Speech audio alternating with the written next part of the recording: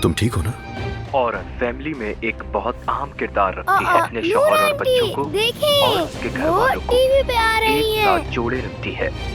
ये औरत ही है जो हर तरह की तकलीफ बर्दाश्त करती है, लेकिन फिर भी हिम्मत नहीं हारती।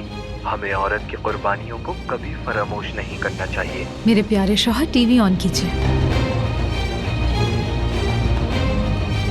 अम्मी, आप ठीक हो गई? अल्लाह सेहत दे अलीना साहिबा। अलीना सही है नूर, पूछने के लिए थैंक्स। अलीना साहिबा से बात की आपने? क्या तुम मजाक कर रही हो मुझसे?